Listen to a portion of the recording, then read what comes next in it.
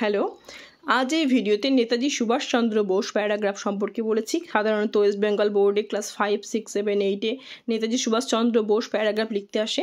তোমরা দেখো, Netaji Subhas Chandra Bose was one of the greatest freedom fighters in India.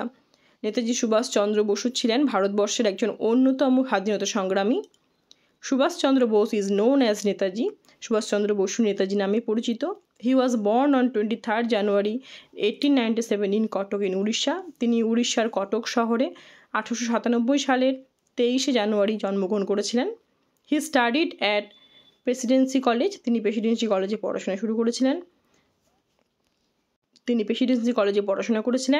Next he was admitted to the Scottish Church College. তারপর তিনি Scottish Church কলেজে ভর্তি হন। He passed the ICS examination but he did not serve under the British.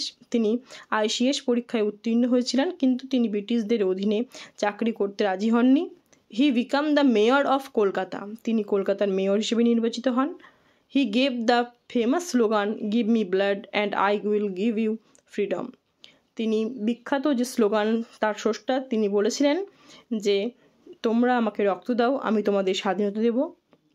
His death in 1945 is shrouded in mystery. তার 1945 সালে মৃত্যু ঘিরে রহস্য আছে।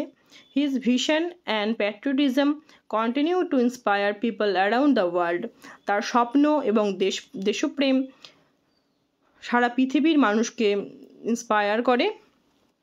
His role in India's freedom struggle remains unforgettable. ভারতের স্বাধীনতা সংগ্রামে তার অবদান অনস্বীকার্য। এই হচ্ছে নেতাজি সুভাষচন্দ্র বসু প্যারাগ্রাফ। একদম সহজ করে, একদম ছোট্ট করে লেখা আছে। তোমরা দেখো, ভিডিওটি দেখে যদি কোনোভাবে উপকৃত হও, অবশ্যই চ্যানেলটি সাবস্ক্রাইব করবে, ভিডিওটি লাইক করবে, কমেন্ট করবে এবং শেয়ার করবে। Thank you for watching.